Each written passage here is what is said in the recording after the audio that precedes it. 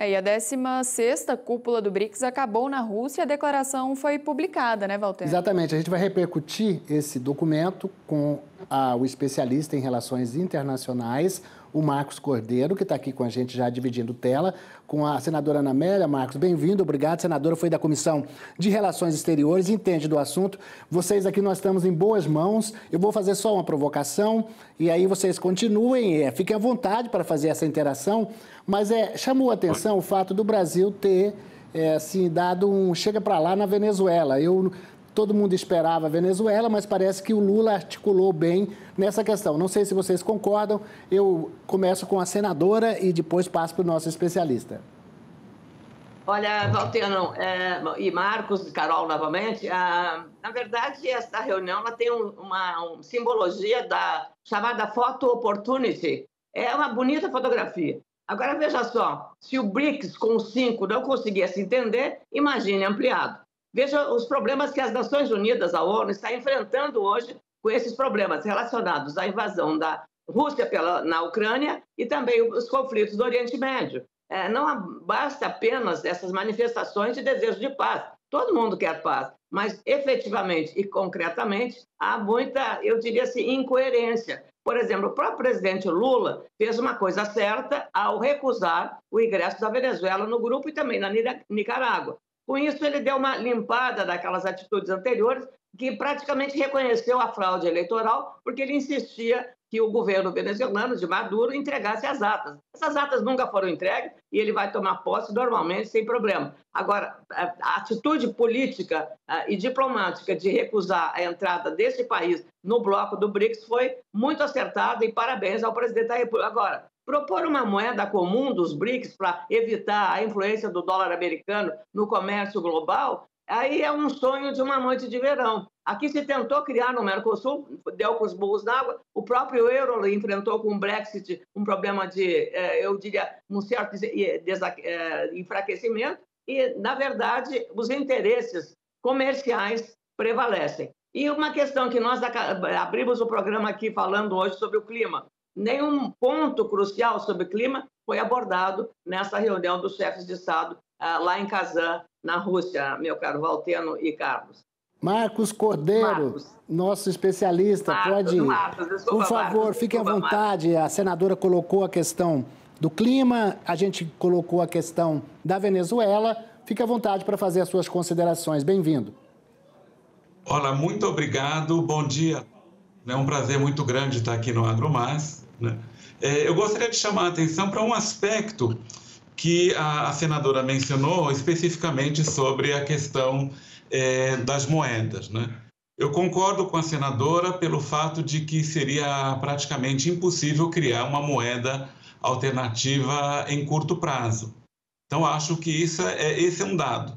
Porém, é importante criar mecanismos alternativos de pagamento porque nós tivemos, particularmente o agro brasileiro, enfrentou problemas, como em 2019, quando 2 navios cargueiros aportaram em Paranaguá para levar milho do Paraná para o Irã.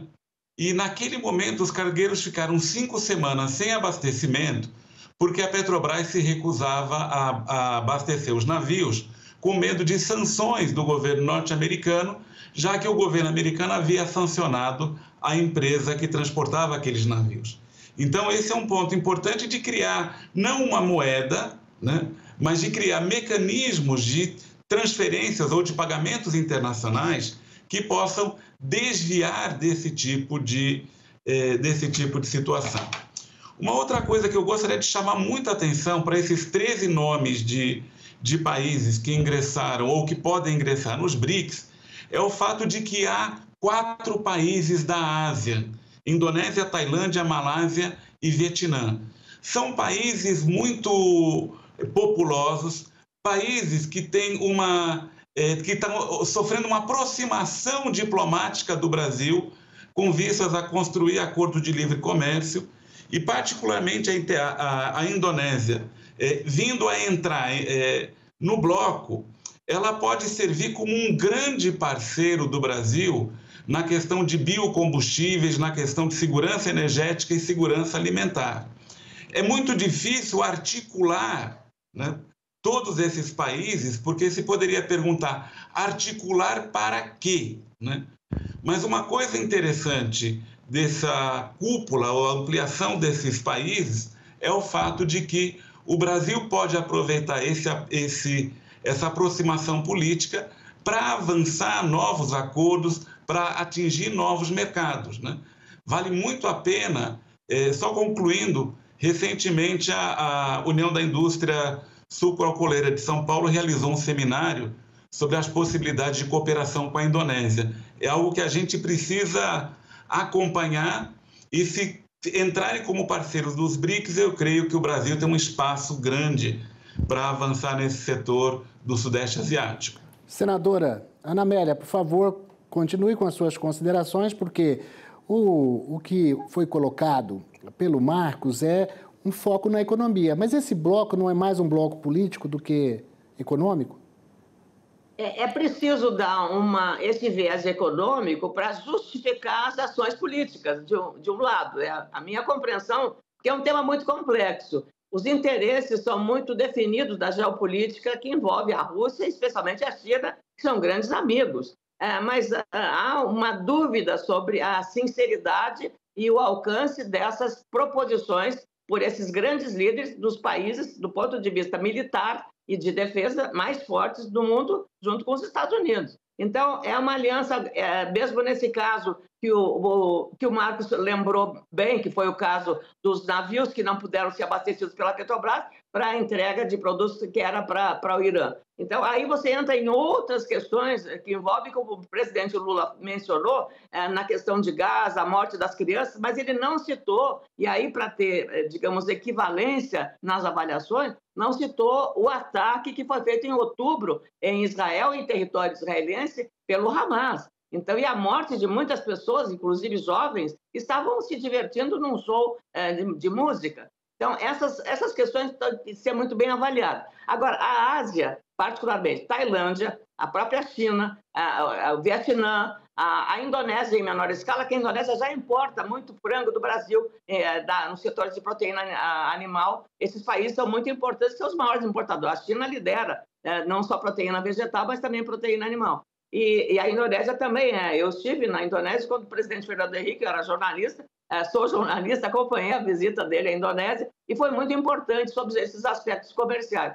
Agora, a questão é que também essa área, essa zona da Ásia, faz uma concorrência, eu diria, predatória até, à produção, por exemplo, de manufaturados brasileiros, como é o caso de calçado. Como eu sou do Rio Grande do Sul, tenho que defender, puxar a brasa para o nosso assado aqui, para usar uma linguagem gauchesca do churrasco. Então, na verdade, isso também, um acordo de livre comércio mencionado com muito senso de oportunidade pelo Marcos, um acordo de livre comércio com a China, por exemplo, que é o tentado, e o Mercosul, que agora está sendo discutido, e eles estão fazendo uma força danada para que feche esse acordo, ele tem esses aspectos que são, eu diria, um grande risco. Você já tem o risco das plataformas comerciais de comércio virtual, que foi criado agora um imposto até $50 às compras feitas virtualmente por essas plataformas. Agora, o que vem da China, dessa área, faz uma concorrência grande.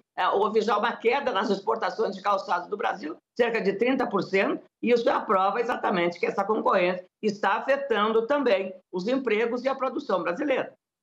E para aproveitar a participação de vocês aqui e finalizar esse bloco, eu queria saber um pouquinho sobre o G20, né, que está prestes a acontecer aí no Rio de Janeiro. O que vai ser discutido, o que vai ser debatido, o que a gente pode trazer de destaque aqui voltado para o agro brasileiro? Marcos. Olha, o G20, né, ele já está ocorrendo desde o começo do ano com uma série de discussões. Mas eu gostaria de chamar a atenção para duas coisas importantes. A primeira é que vai ser o único grande acordo que vai sair desse G20, é a criação de uma parceria global para combate da fome e da pobreza. Então, eu imagino que o Brasil tem muito a dizer nessa questão, não apenas por conta de políticas públicas, mas também pela produção local de alimentos.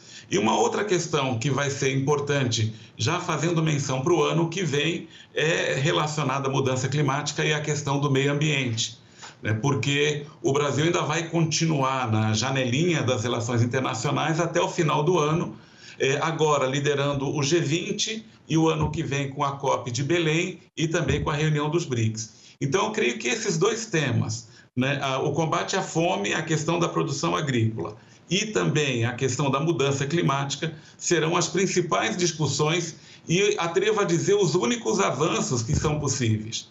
Porque discussões, por exemplo, como a criação de uma tributação global sobre empresas multinacionais pode sair como uma intenção, mas do ponto de vista prático isso é praticamente impossível, já que depende do parlamento de cada país membro do G20.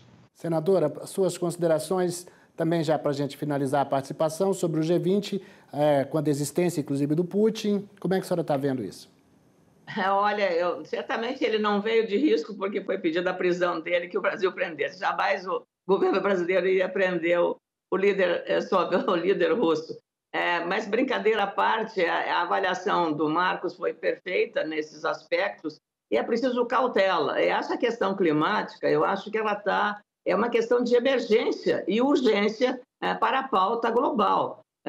E acontece que os países têm interesses conflitando, que alguns são poluidores, tem uma indústria ainda poluidora. Ainda os combustíveis fósseis, por exemplo, no Oriente Médio, os países produtores de petróleo, a própria Venezuela, que tem as maiores reservas, a Rússia, que é produtora e exportadora de petróleo. Esses países têm uma força geopolítica e, claro, dependem dessa energia fóssil. Na hora que o clima está mudando e é que precisam fazer revisões, é claro, cautelosas, seguras, sobre esses aspectos. Então, vamos ver se conseguem avançar mais do que a ONU tenha conseguido nessa área. Talvez o G20 consiga esse milagre, mas é bom sempre ficar com uma dúvida ou com uma pulga atrás da orelha sobre os efeitos práticos de um encontro com essa envergadura. O que se ressalta, e é importante para finalizar, é que o Brasil começa a ter esse protagonismo global mais significativo do que estava tendo no passado recente.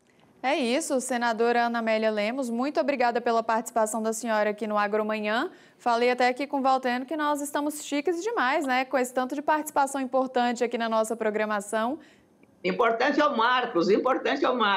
Marcos Cordeiro, obrigado pela sua participação. Eu agradeço muito a oportunidade, senadora Valteno, né, e todos os assinantes do canal Agro Mais. Um grande abraço, obrigado pela honra. É pena que a gente não teve tanto tempo, porque a gente queria mais, era um bate-papo, um debate entre vocês, mas o tempo é meio curto aqui, mas eu acho que a gente conseguiu passar uma análise. Falamos do BRICS, falamos da perspectiva do G20. O Brasil está realmente como player importante, né? Você falou do G20, mas tem também o Brasil agora passa a liderar também, né? É o presidente interino do BRICS, né? A partir do ano que vem, não é isso? Exatamente, já pega o bastão né, agora em Kazan. Então, obrigado a vocês. Olha, veja mesmo, o combate à pobreza se dá com o aumento da produção de comida. E a comida depende do clima para haver produção suficiente para atender a demanda mundial. E energia limpa e sustentável, que a gente, no agro, está ajudando muito, né, Carol? Gente, obrigado a vocês, senadora. Se cuida aí com o ciclone, tá? Não vá sair na rua. Já estou de guarda-chuva pronto. Tá bom, então. Obrigado a vocês. Tchau. Tchau, gente. Até a próxima. Tchau.